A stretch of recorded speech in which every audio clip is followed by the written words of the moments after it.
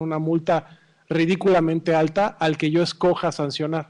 Si hay 20, no sé cuántos usuarios en México hay en Facebook y supongamos que la mitad de ellos están haciendo actividades sancionadas por la ley, el poder que le estamos dando a la autoridad de imponérsela solo a uno o al que uno escoja imponérsela es mucho más grave que el tamaño de la multa, ¿no? Si vamos a irnos por la vía automática, no sé, pensando en el segundo piso y las cámaras, el que pase por aquí a más de 80 kilómetros por hora tiene una multa, ¿no? Si vamos a masificar la infracción, también hay que reducir el monto, ¿no? Y también en un entendido de que si se van a poner, que se cobren, ¿no? Y también el daño no es para el Estado.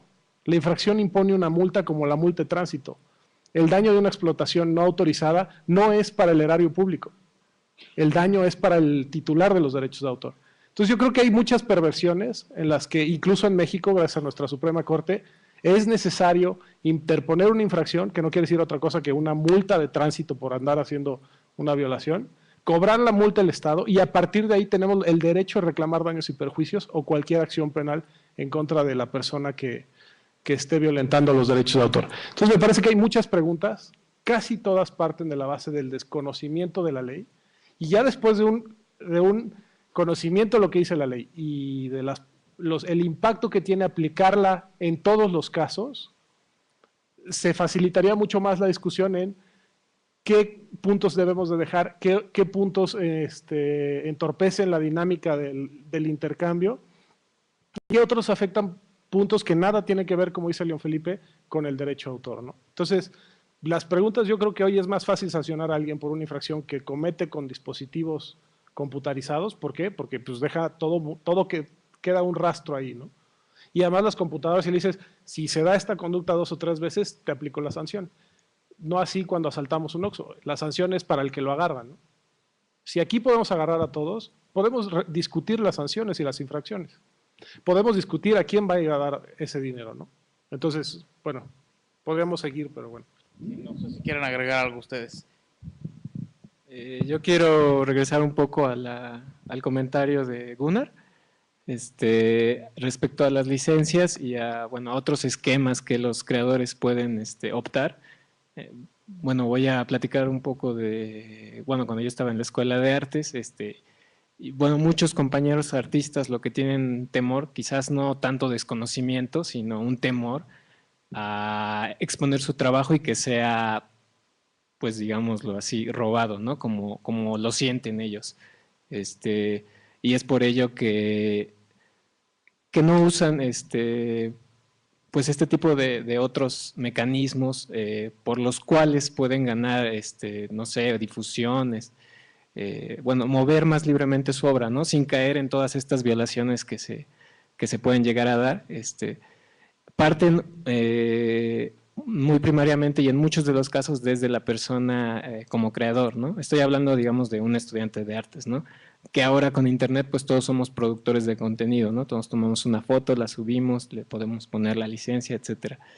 Pero hablando en específico del área de artes o del área de creación, ¿no? Académica, muchas de las veces no es tanto el desconocimiento, sí un poco de la ley también, pero más yo siento es el temor a que el trabajo sea copiado, ¿no? Hablando, retomando también la pregunta que hacían sobre el plagio y todo eso, ¿no? A mí, por ejemplo, yo estoy a favor pues de que mi obra circule, ¿no? Y de que lo haga sin ganarse sanciones, que ahora pues serían, ¿no? Si la comparto y no le aplico una licencia, etcétera, ¿no? Y en este sentido también creo que las instituciones culturales, las educativas, el gobierno, tienen también que impulsar no solamente nosotros como ciudadanos el uso pues, de software libre, de licencias, sobre todo, por ejemplo, las escuelas,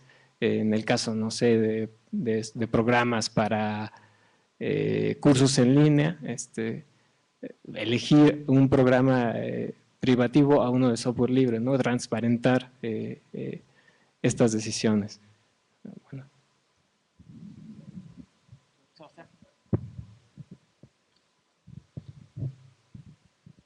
porque lo di por obvio y tal vez no quedó tan obvio en mi ponencia. La mesa es sobre qué intereses en juego hay atrás de todo esto.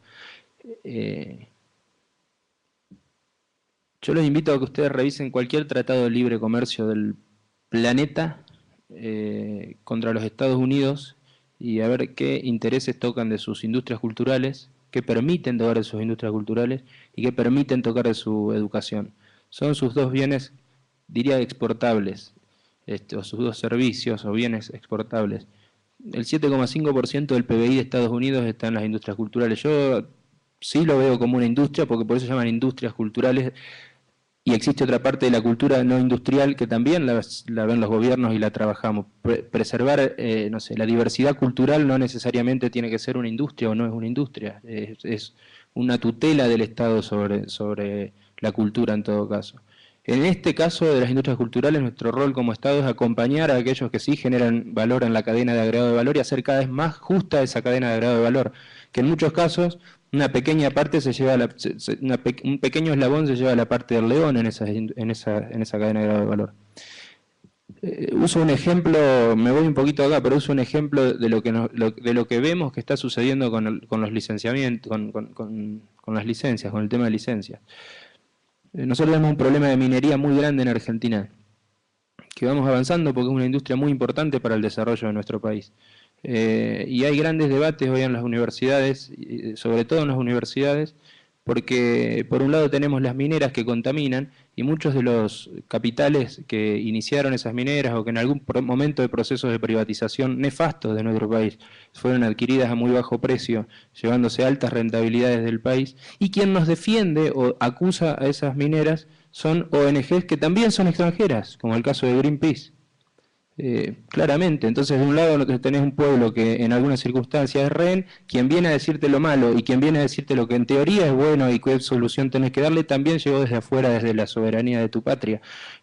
Con las licencias sucede lo mismo en algún punto, o puede llegar a suceder, o hay que discutir para que no suceda, porque tanto las licencias cerradas, que son la cuna del sistema capitalista, el copyright, como las licencias abiertas que estamos utilizando en muchos casos, no tenemos, o tenemos muy poco, ya sea por falta de llegada a los servidores donde están guardadas, o por desconocimiento de qué dicen adentro, o por desconocimiento de cómo se hicieron las traducciones, o por todo tipo de desconocimiento, posibilidad de modificarlas o utilizarlas coherentemente.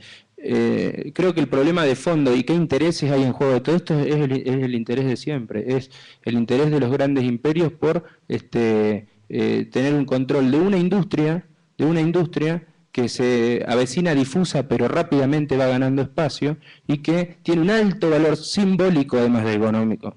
Porque la industria cultural no es la industria de la madera o la industria textil o la industria de un metal o un metametal. Es una industria que acapara lo simbólico, que tiene lo simbólico arriba de cada vez que nosotros compramos o consumimos un programa de televisión. Utilizamos también un sistema de consumo que va en paralelo a eso. Si no, nosotros hoy estaríamos todos vestidos, por ejemplo, con las ropas autóctonas de nuestros países, pero no, andamos de jeans, de vaqueros, como les decimos nosotros. Vamos a nuestros congresos y a nuestros diputados para ser serios tienen que ir de traje, no vestido con la ropa de sus lugares originales. Es más, se le reirían a un gaucho en Argentina si va al obelisco vestido de gaucho. Y porque hay una industria cultural que cada vez que hay un proceso de quiebre en ese sentido, qué sé yo, se pasa de la televisión en color a blanco y negro, bueno, ese traspaso, ¿quién nos vende los televisores? Y después, ¿quién nos vende los contenidos? Y todo eso lleva algún tipo de licenciamiento atrás. En este caso yo no lo veo como una cuestión naif. Naif es la forma en la cual se nos va inoculando a nuestros pueblos, pero sí lo veo como un capítulo más del libro que decía vos, pero es el capítulo más importante en la historia de la humanidad. Nunca antes pasó esto, ni con la Biblia. En el tiempo en el que está pasando. Sucede que de un año para otro lo que tenemos ya no nos sirve más y hay que comprar todo de vuelta. Entonces hay que tener mucho cuidado cuando nos ponemos a debatir cuál es la solución para esto que está llegando, porque si la solución también viene inoculada desde afuera, ese es el interés en juego. Ese es el interés en juego, es un interés político. Y atrás de eso vienen los intereses económicos, obviamente, porque muchas veces esos sistemas políticos van de la mano de intereses económicos, pero por ahí yo lo dejé pasar, o lo di por alto, o lo di por entendido con esa con mostrarle un cyborg al que le están incorporando una cosa en la cabeza. ¿Quién le está incorporando eso? Ninguna de esas cosas se hizo en ninguno de nuestros países, esa es la realidad. Ni lo que nos parece bueno, ni lo que nos parece malo. Bueno, lo bueno de todo esto, la solución puede salir de cualquiera de estas universidades latinoamericanas también, así que ese es nuestro trabajo de ir por país por país discutiendo estas cuestiones, pero hay que entender bien dónde está el problema y cuál es el interés en juego. No es una mesa más, me parece, está en lo que viene. El interés en juego es el dominio del mundo, básicamente. ¿Desde dónde? Desde lo simbólico.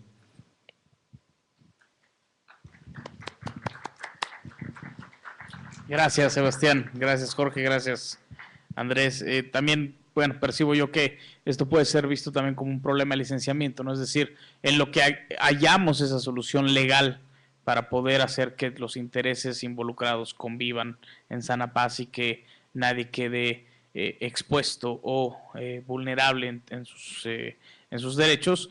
El problema lo podemos resolver con esquemas de licenciamiento, ¿no? Justamente por eso surge GPL, justamente por eso surge Creative Commons. ¿Por qué? Porque se reconoce la necesidad de suplir o de moderar la postura y de la necesidad de la gente de compartir, ¿no? O sea, hay gente que sí desea compartir, como es el caso de Andrés, ¿no? Y que si no tuviera estos instrumentos legales no podía o no podría hacerlo conforme a lo que marca la legislación y caer en lo que decía Gunnar de estar automáticamente infringiendo. No sé si alguien más quiera comentar algo, si alguien tiene una inquietud. Aquí la dama que está al frente.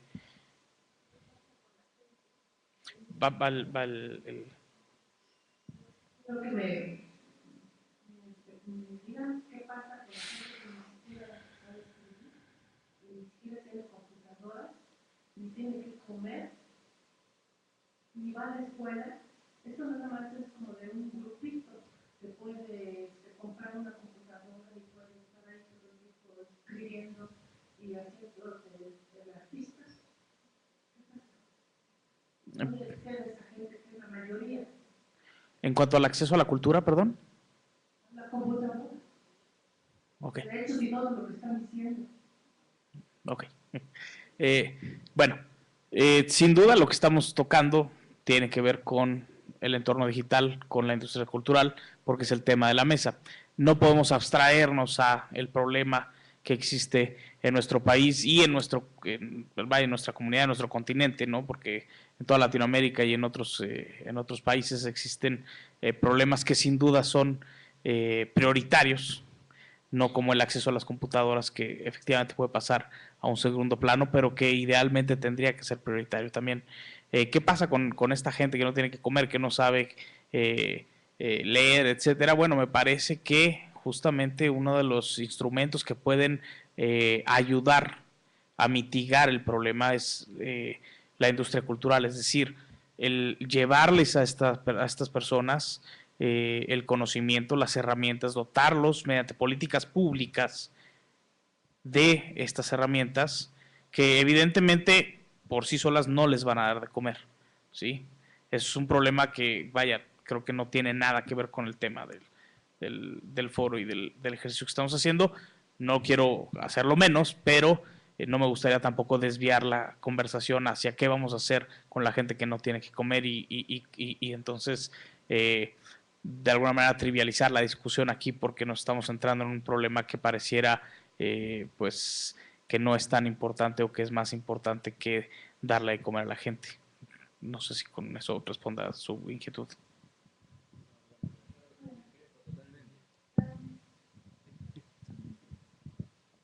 Qué bueno que tengamos en la misma mesa dos opiniones tan diferentes.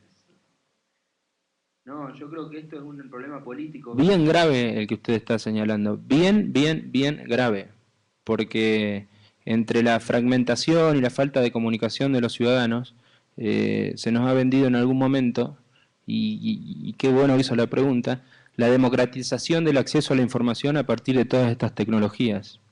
Estas tecnologías, si no llegan a todos, lo que hacen es agrandar más la brecha entre el que llega y el que no llega. Y eso es complicadísimo. Y es un problema de los gobiernos y de los estados, que tienen que estar presentes. Entonces usted como ciudadana lo que tiene que hacer es, y de verdad lo digo, no lo digo peyorativamente, no sé, y desconozco y no voy a hablar de este país que no es el mío. porque cada uno sabe cómo lo hace en su país. Puedo hablar de Argentina. En Argentina, en 1998 era prácticamente imposible pensar que los estudiantes secundarios podían organizarse para ir a reclamar este tipo de derechos. Eran otros en ese momento, porque pasaban 10 años. Pero hoy, en Argentina, debido a reclamos sectoriales, que después fueron reclamos casi de una sociedad íntegra, se está planteando la necesidad de que Internet llegue a cada una de las casas. Se generó una nueva ley audiovisual que a partir de ahí se vio la necesidad desde el Estado de generar una televisión pública que generó en los últimos 3 años 8 nuevos canales de aire. Hacía 35 años que Argentina no tenía un nuevo canal de aire. Entonces llega este proceso digital revolucionario y hay dos formas de verlo: dejarlo en la mano de los privados y que adelante vaya el mercado y después ver cómo se acomodan las políticas públicas, o que las políticas públicas primero estén marcándole la cancha al mercado para que ese mercado pueda convivir armoniosamente con esa ciudadanía y todos ganar, no solamente una partecita ganar y los otros. Pero bueno, está en cada población, en cada pueblo, despertarse y dar esa lucha. No es una lucha menor, porque realmente el fascinante acceso a la Wikipedia, a todas esas cosas que uno puede llegar a ver, cuando un pibe no accede a eso, es un abismo. Es un abismo real. Y ahí está el interés en juego, porque hay sectores a los que le interesa que esa brecha se agrande cada vez más. Y la mesa se llama Intereses en Juego en la cultura y sus industrias culturales en la era digital, intereses en juego. Todos sabemos que muchas veces a determinados sectores políticos les interesa tener pueblos ignorantes. Bueno, eso no creo que me lleven preso por eso, porque lo sabe todo el mundo. Y cuando hay políticas públicas que apuntan a la igualdad, parecen ser menospreciadas muchas veces, incluso por los grandes medios de comunicación, porque responden a intereses que no son los de las mayorías que no tienen dinero. Esa pregunta es la clave central, porque si nosotros pudiésemos tener conectados a los sectores más humildes, los grupos más potentes del Facebook no serían despenalicen la marihuana, sería tenemos hambre y a ver cómo lo solucionamos. Y eso va a llegar tarde o temprano. Tiene que haber soluciones para eso, y las soluciones tienen que nacer del pueblo, votando lo que corresponde, buscando sus representantes como corresponde y accediendo no desde una computadora, sino desde foros de discusión política. ¿Qué quiero decir con esto? Esto es un problema político, no es un problema técnico ni tecnológico. El problema de fondo acá es político, y es de una política que es hoy supranacional, ni siquiera se puede responder desde un solo país. Ahora, que atrás de esto hay cerebros pensando en defender determinados intereses y que muchas veces esos cerebros se ven beneficiados cuando la gente no accede y esa brecha se agranda, pero póngale la firma, señora, que eso es así, y si no tenemos buenos políticos que nos defiendan de eso, íbamos a tener problemas porque caeremos sistemáticamente en la mano del mercado y de los privados, que el mercado no tiene ningún problema porque lo que busca es dinero y por eso es el mercado. El que busca el bienestar social tiene que ser el gobierno y nuestros políticos, básicamente. Yo nada más rápidamente, bueno, coincido con la posición de Sebastián. La brecha digital que existe en México y en la mayoría de los países en América Latina, pues tiene mucho que ver con el tema de la mesa, bueno, los negocios que están en juego,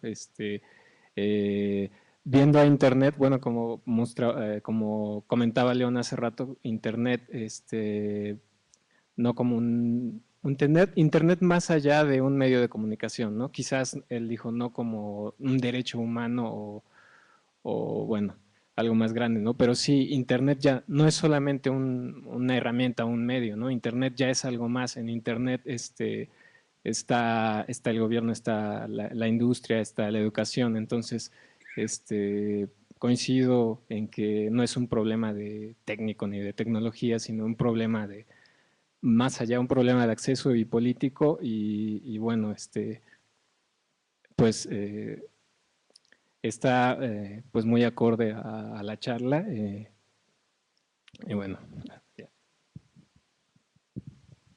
Pues qué bueno, como bien dice Sebastián, que tengamos posiciones encontradas, ¿no? Yo en la premisa no encuentro dónde esté la comprobación, ¿no? Dado que entre más crezca esta brecha digital, quienes producen contenidos tienen un menor mercado para posicionar su producto.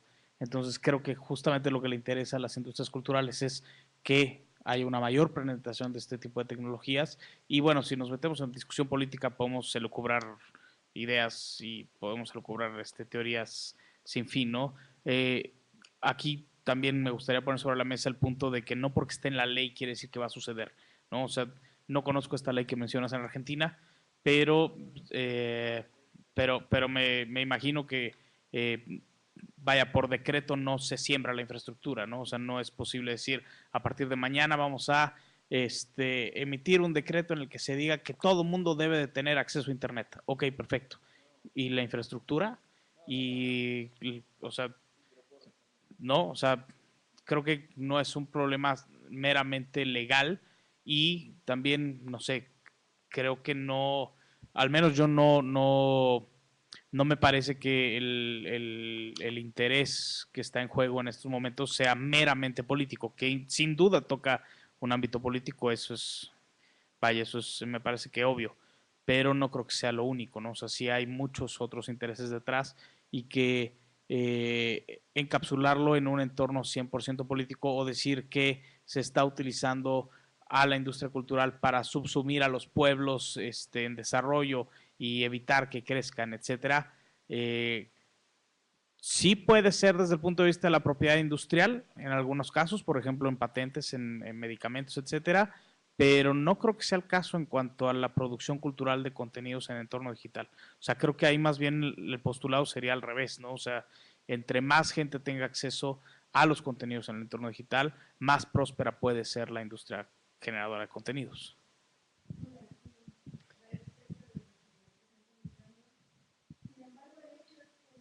Digital se sigue aumentando y que reconocer al Internet como un derecho daría las facultades al Estado para proveer esa infraestructura, para generar los proyectos y para poner el dinero que se necesita para disminuir la brecha digital.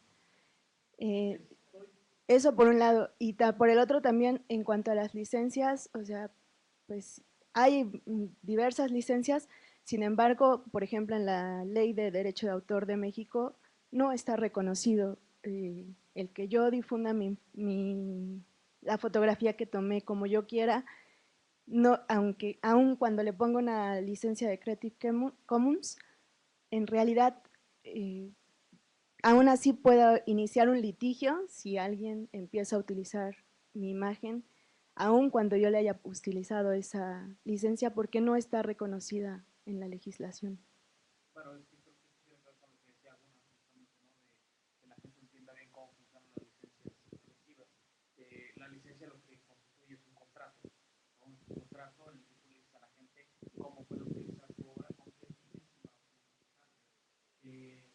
Efectivamente, si viola la licencia, tú igual puedes obtener una licencia. O sea, las licencias están sustentadas en la ley de derechos de autor. No podrían existir si no estuvieran sustentadas en la ley de derechos de autor. Es decir, hay un principio general de derecho que te dice que aquel contrato que va en contra de la ley es nulo de toda ley. Entonces, el hecho de que no se mencione expresamente en la ley de derechos de autor la licencia Creative Commons, la licencia Color, la licencia GPL, la licencia BSD, no quiere decir que las licencias no sean válidas o que no existan. ¿Sí? O sea, lo que va a hacer que la licencia sea efectiva o no en su aplicación en su uso es que esté apegada a la ley de autor. Ahora, en cuanto a dotar de facultades al Estado, pues el Estado tiene facultades para montar infraestructura, lo que no tiene es dinero, ¿no?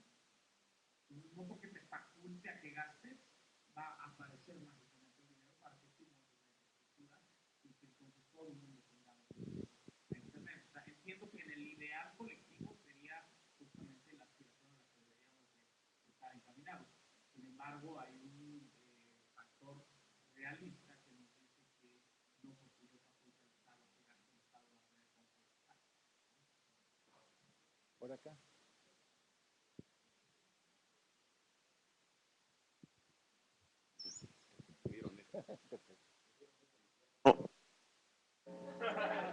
Eso es.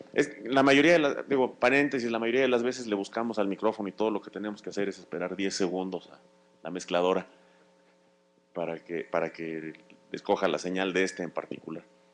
Yo quisiera retomar el punto de la compañera que está hasta adelante, cuyo nombre no escuché. Mi nombre es Alejandro Pisanti. El tema de las licencias, me parece a mí que como todos está entrelazado con y es uno de los más importantes en el servicio que se puede prestar a la sociedad a través de los medios, cualesquiera que sean estos, pero en particular Internet. En todos los países hay pobreza, en todos los países hay algunos millones de personas que están al margen de la sociedad. En algunos casos se habla de que por una decisión propia o por edad o por una serie de otros factores, pero lo cierto es que en México hay 20 a 40 millones de personas en distintos grados importantes de pobreza, entre las cuales hay un número importante de analfabetas, funcionales, y un número importante que está en comunidades muy aisladas en las cuales no hay electricidad o no hay telecomunicaciones o faltan ambas. Pero el discutir esto contrapuesto al acceso, como lo ha venido haciendo la mesa, trae una deficiencia de concepto, que es el concepto de acceso directo, acceso como cada persona delante de una computadora conectada a Internet, a la electricidad y alfabetizada.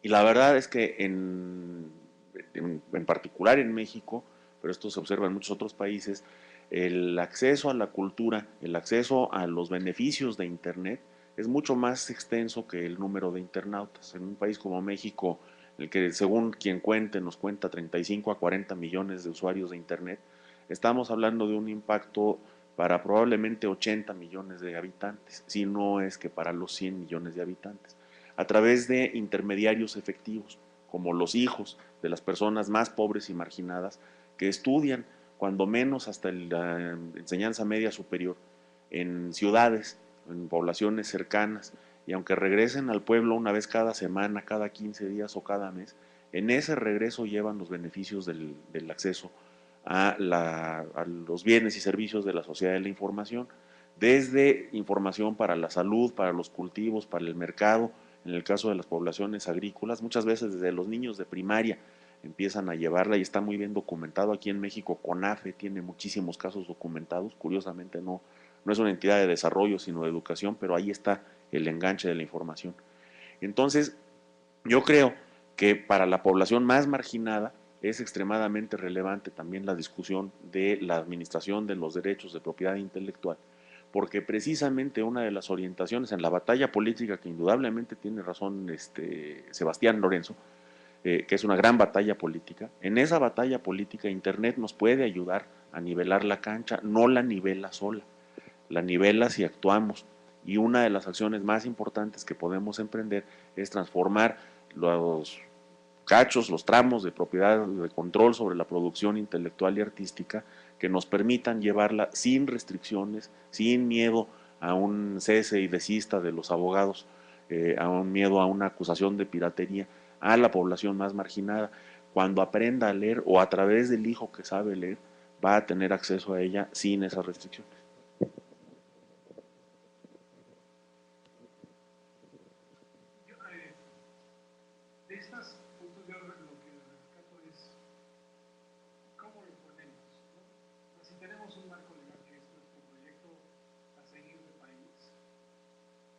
Si lo que buscamos es que por decreto se creen las condiciones, yo lo veo muy difícil. Pero sí creo que ciertas frases fáciles de poner en los textos legales habilitarían muchas conductas que detonarían en una nivelación o en un mayor alcance de las tecnologías y a comunidades más marginadas. Si el tema fuera, la pregunta fuera, ¿quiero yo que el Internet sea un derecho humano? Quizá yo diría que no.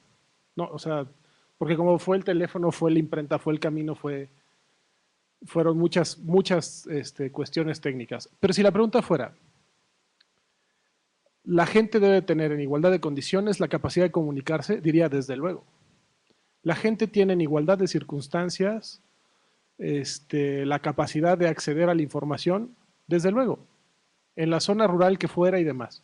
En México hemos visto ejemplos de pasarse el balón del Estado a la iniciativa privada. Uno de ellos, imagínense que cuando se privatizó Telmex, a alguien se le hubiera ocurrido decir, aparte de decir lo que se ha hecho de la industria ferrocarrilera, de distribución de electricidad, lo que se dice hoy de petróleos, el Estado reconoce su inhabilidad de proveer todas las condiciones para que se dé un mercado próspero en estas áreas, por lo cual renuncia a su derecho que ha tenido de explotar estos sectores de forma monopólica o exclusiva y se lo da a los particulares.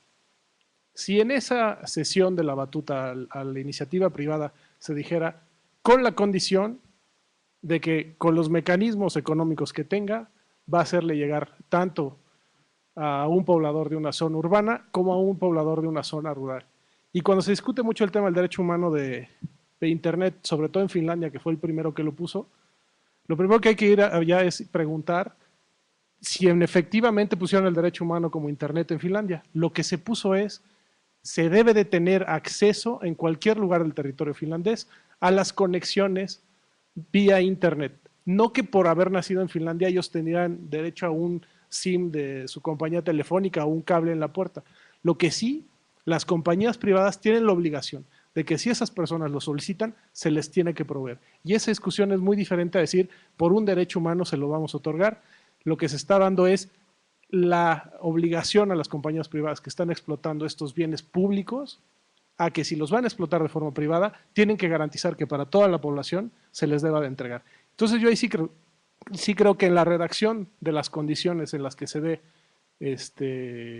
quién va a proveer los servicios, se puede hacer una gran diferencia entre que se habilite o se inhabilite la posibilidad de obtener estos bienes o servicios y que se logre una nivelación de la sociedad. Es muy diferente decir por decreto doy el derecho humano a encontrar el mecanismo para que las industrias que están efectivamente explotando estos bienes públicos, como las redes, las microondas o lo que sea, estén obligados a proveer los servicios. Yo sí creo que ahí encuentro una diferencia y que sí es de redacción del decreto lo que habilitaría o inhabilitaría las condiciones. Por un lado tendríamos la obligación para explotarlas, el derecho a explotarlas con la obligación de proveerlas, y por otro lado estaríamos dejando a la rapacidad del mercado de proveerlas solo a aquellos que lo puedan pagar. Y no es tan complicado desde una visión del Estado.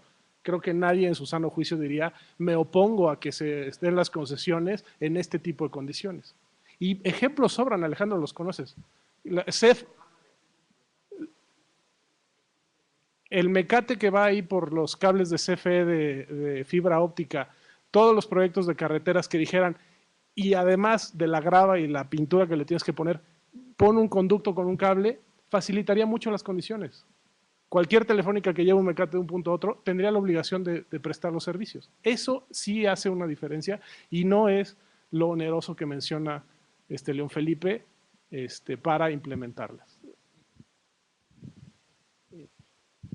Lo hago corto. Yo puedo mira, en Argentina a ver, las cosas se dan porque hay un contexto. No pueden suceder por ósmosis si no hay un contexto que lo habilita. El programa Argentina Conectada va a colocar 55.000 kilómetros de fibra óptica estatal en el país. 55.000 kilómetros. 3 millones de computadoras, de la cual ya se entregó la computadora número 2 millones por el solo hecho de estar en cuarto año de un colegio secundario a un pibe, en un país que tiene 40 millones de habitantes, 11 millones de familias. No podemos pretender que a ustedes esto se los venga a contar un grupo hegemónico mediático. Es imposible, obviamente. ¿Qué van a decir? Que la presidenta es fea, que usa ropa cara, que se roba cosas. ¿Por qué? Porque para poder hacer eso hay que meter mano en lugares donde estaba mal distribuida la riqueza de nuestro país.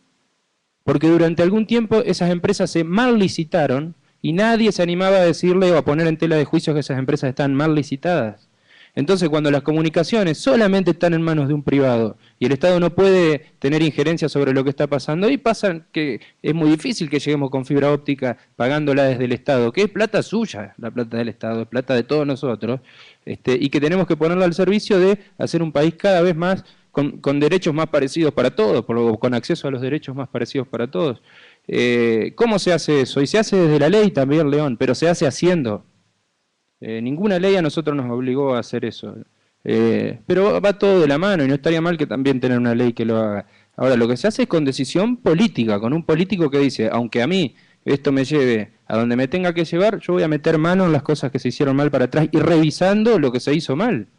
Si pasaron entre el gobierno de Menem, que fue neoliberal en mi país, lo digo en mi país porque no sé cómo es acá, pero lo digo en mi país porque así sucedió, hasta este gobierno que vino ahora, que tiene montones de cuestiones que se podrían discutir, pero en el caso de la redistribución de acceso a los derechos, y uno es la comunicación, es inclaudicable la lucha que han tenido, es un derecho humano.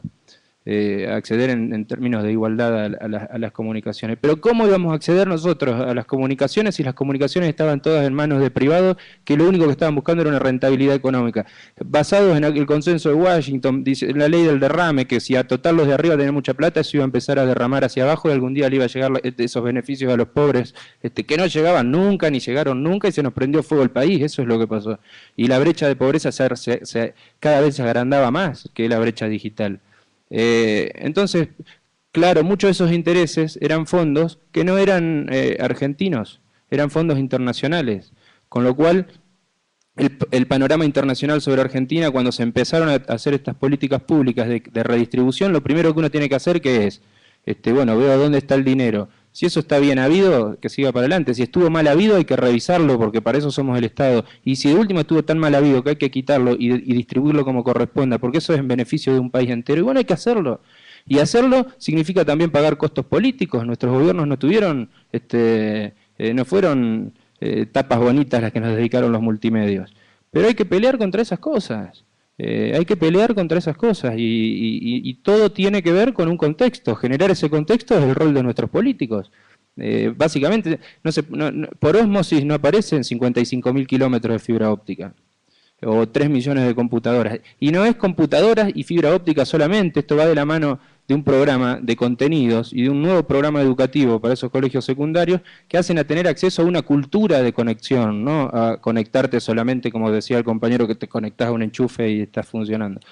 Pero es un problema político, básicamente, de defender intereses de un lado o defender los intereses del otro, porque son recursos finitos, son recursos que se agotan y están en manos del pueblo y de la gente o están en manos de unos pocos que lo redistribuyen como quieren. Y si uno no tiene un Estado fuerte que se plantea esas cuestiones, bueno, ahí estamos jodidos, ahí es donde hay que organizarse para que así suceda.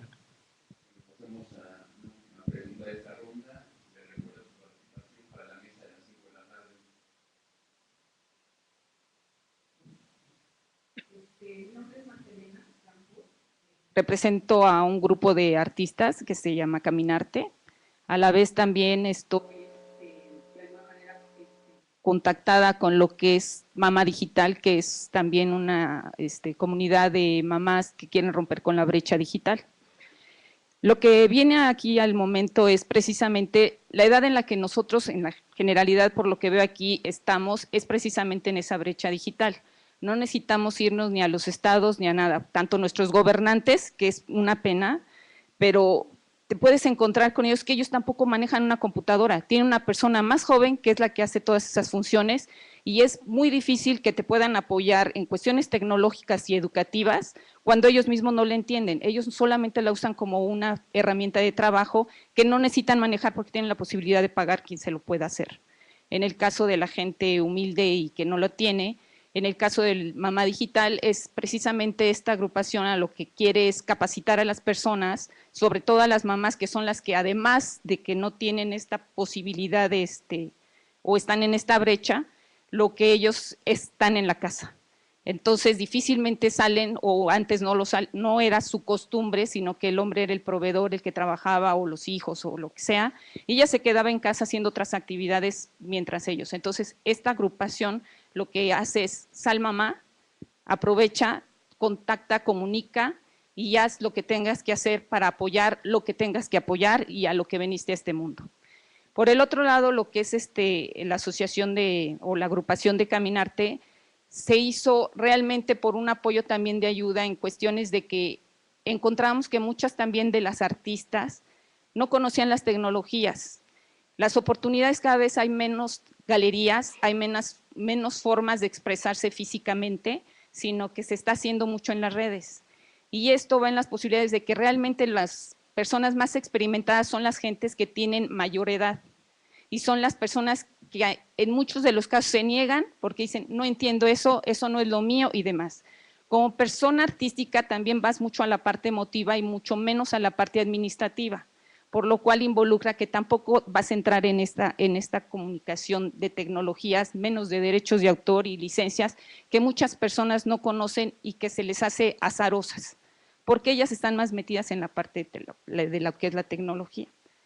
Entonces, la pregunta es, ¿tienes por todos lados como muchos intereses en juego? Porque yo tengo una galería que también que se llama Caminarte, donde nos hemos encontrado con que es que subir mi obra, todo el mundo la va a copiar. Hemos tratado de poner muchos filtros, que si les pones fondo de agua, que si les pones los derechos de autor, que si le pones el registro, que si les pones 20,000 advertencias, y la verdad lo que hemos encontrado es que entonces la página ha sido hackeada N veces, porque todo el mundo trata de brincar y brincar y brincar y brincar y hacer y hacer y hacer. O sea, ese no es el vínculo.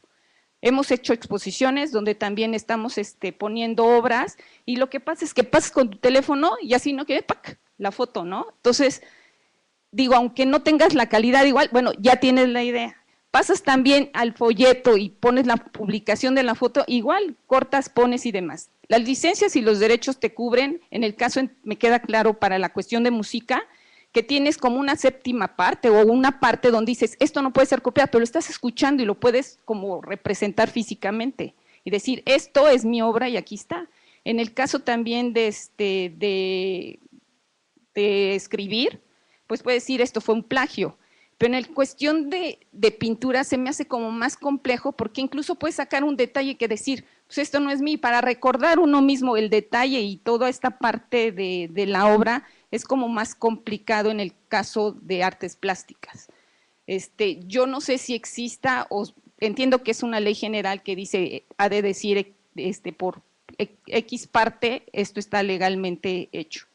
Está copiado o plagiado. Y por el otro lado, te permite también saber que no hay nada nuevo, que todo es como le hagas la mutación o como le hagas el cambio.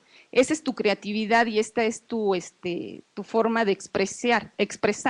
Yo cuando llegué, ya hace rato que terminó Ariel y que amablemente me consideró, le comentaba, yo llegué con una pregunta, bueno, con unas preguntas a este panel.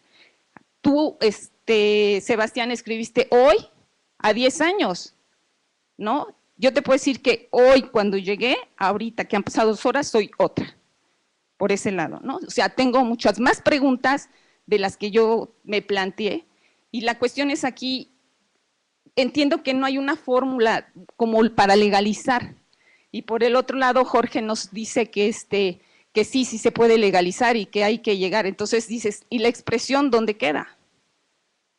Entonces, ¿la tecnología dónde va? O sea, quienes vimos a los supersónicos decíamos, ay, mira qué padre, cómo va a ser esas cosas, ¿no? No pensemos ya en Julio Verne, ni mucho menos, o sea, eran cosas absolutas que ahorita son cosas totalmente certeras, ¿no? Eso de transportarte, a lo mejor sí se va, o sea, se hace como que nunca pasaría eso de transportarte físicamente y sin embargo ya no sabes si sí o si no.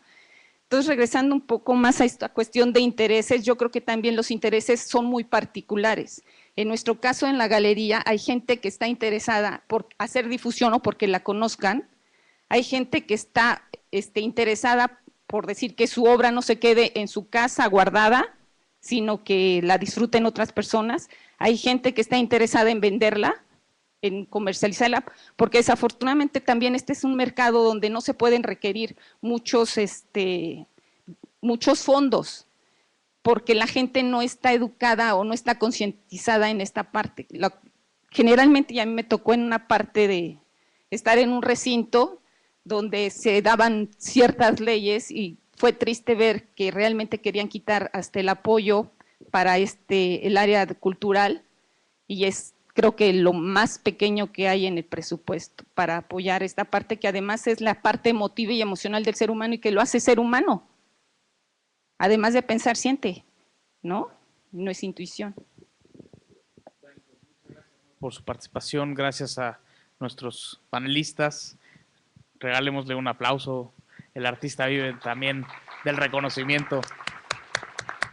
Y gracias, por supuesto, al Museo Universitario del Chopo por la invitación y por la oportunidad de compartir con ustedes este espacio. Pues nos vemos a las 5. La mesa coordinada por la doctora Vilma Arellano, ¿Tu combo? ¿Guardo tu combo? Iván Martínez y Álvaro Rodríguez. Pues tantito. Si me hace favor. Si me hago. Al contrario, gracias a ti, Manuel. Mil gracias. Oh, sí pesa. Muchísimas gracias. Esto, muchas gracias.